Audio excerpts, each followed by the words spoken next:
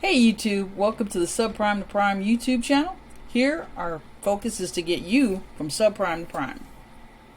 And that all starts with knowing where you want to go on your financial journey.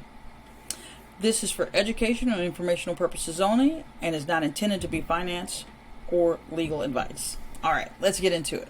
In this video, we're going to discuss basically the good and bad behaviors that you need to either accept and actually do, and the ones that you need to get rid of in order for you to have a better financial standing.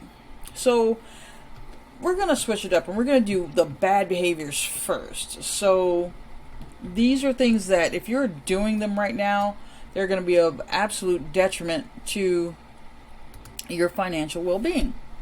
So first off, we're going to talk about impulse spending.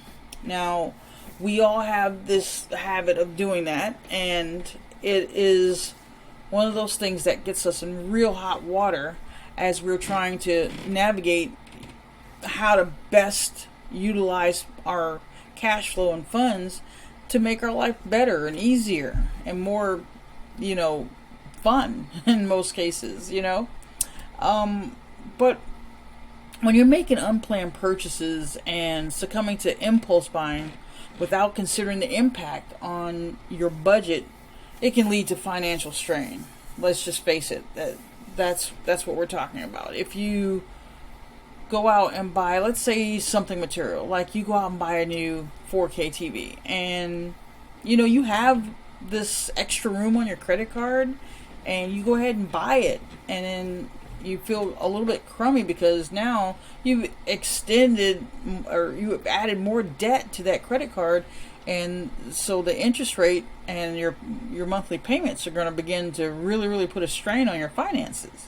So you want to really avoid spending on just impulse. You see something you like and you buy it. That's not a good idea to ever do, really.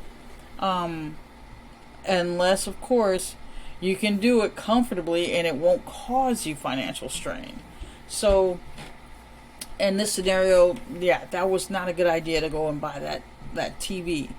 Now, also, another one that really hits home with a lot of people is spending more than you earn, relying heavily on credit and maintaining an unsustainable lifestyle can lead to debt and financial instability. So you have to really begin to live within your means. And, this isn't to say that you can't splurge on something when it's more comfortable and at a better time in your financial journey.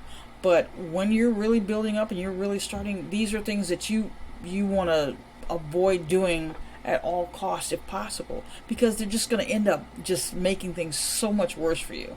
And we definitely don't want that to happen. Now, the next thing is neglecting the emergency fund. People always, I'm not going to use the word always, people oftentimes think that nothing bad is going to happen to them, when in fact they know that. Just take a look throughout your life and look at all the different things that would be considered bad that happened to you. Like, a hospital visit, a legal issue, car issues, car accidents, all kinds of things happen. And most of the time, they're pretty costly. And if you don't have an extra few thousand laying around, it could be of a real detriment to your financial stability. So neglecting to put together an emergency fund is just going to be one of those things that you have to prioritize it and make it a top priority when you're building out your financial future. Next is retirement planning. Oh my gosh. So if you're young, that's one of those things that you have to get your footing and find a suitable means of financing yourself, i.e. either through a W-2 job or through a business or something to that effect, and begin to really plan your retirement, because you don't want to be caught in your 40s, 50s, and 60s and have nothing to fall back on once that job goes away or that business is not viable or sustainable anymore, and you have absolutely nothing to live on as you get older. And it is more likely that you'll stay alive longer than you really truly anticipate. Another one is ignoring your credit score. Like, we know that's foundational to building your financial future. If you don't know what's in it, if you just pretend that it's not there, it's not going to get any better. It's actually going to get worse, because you may have things that aren't even yours on that credit report. And I always say, comb through that thing and inspect it all. Make sure it's accurate. Make sure things that are on there are yours, and begin to repair those issues. All right, now let's talk about good behaviors when it comes to, your financial journey. When you decide to make a clear and concise budget for yourself that encompasses all the money coming in and all the money going out, you'll be so much better off for it. You'll have the financial wherewithal to complete most any task over time. You might not feel that way now, and you might not have them right now, but it is definitely something that's essential, and that'll help you along your way. Budgeting is truly a means of controlling that impulse shopping and spending.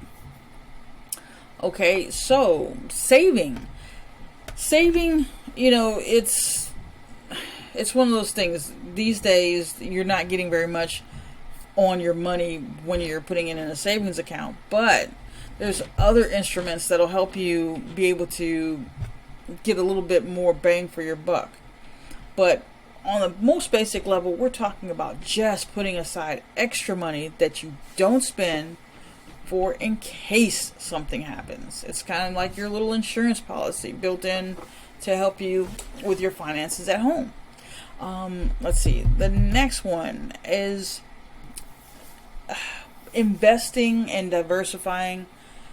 Well, investing, you absolutely should invest. If you have the means to do so, please, there's financial advisors that can help you all over the place with that.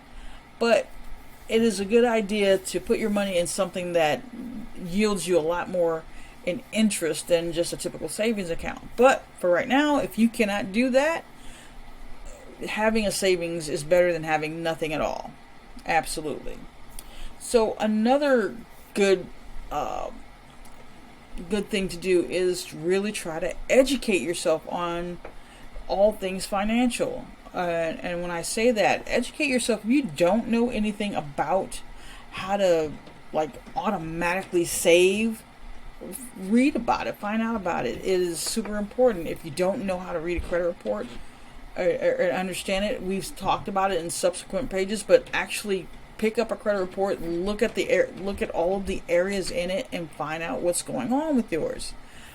And being financially literate, or as they say these days, financially lit, is going to help you immensely. And that's how you're going to be able to, once you stabilize, that is how you're going to be able to grow wealth. You'll be able to use tools and all these wonderful things out there that are made for you to do just that. But right now, you got to get the basics down and, really, really hone in on what's going to make the whole of your financial picture. So thanks for watching. I appreciate you.